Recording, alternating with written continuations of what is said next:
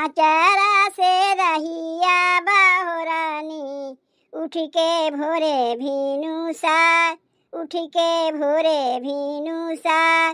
फुलावा से रहिया सजवाली, उठ के भोरे भीनु सार, उठ के भोरे भीनु सार। यही रहे यही छठी मैया, होई के डोलिया सवार, होई के डोलिया सवार। यही रहे यही है सूरज मल, होई के रथवा सवार, होई के रथवा सवार। हाथ जोड़ी रोकब हम डोलिया, छठी मैया सुनी अरजा हमार, छठी मैया सुनी अरजा हमार। हाथ जोड़ी रोकब हम रथवा, सूरज बाबा सुनी अरजा हमार, सूरज बाबा सुनी अरजा हमार।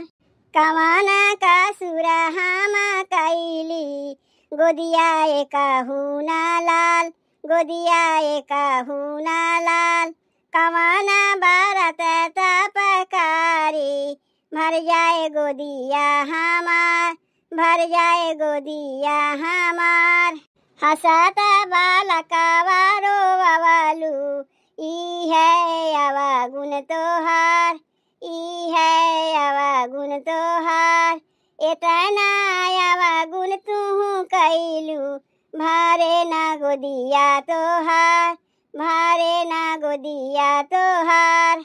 अब की क्षमा छठी मैया, दैदा गोदिया में लाल, दैदा गोदिया में लाल। अब की क्षमा सूरज बाबा, दैदी गोदिया में लाल, दैदी गोदिया में लाल। इतना वचन छठी मैया सुनली, मैया हंसली ठाठाय, मैया हंसली ठाठाय। कार्तिक मास के छठिया, भारी गोदिया तोहार, भारी गोदिया तोहार। करिहा तू छठी के बरतिया, खेली है गोदिया में लाल, खेली है गोदिया में लाल।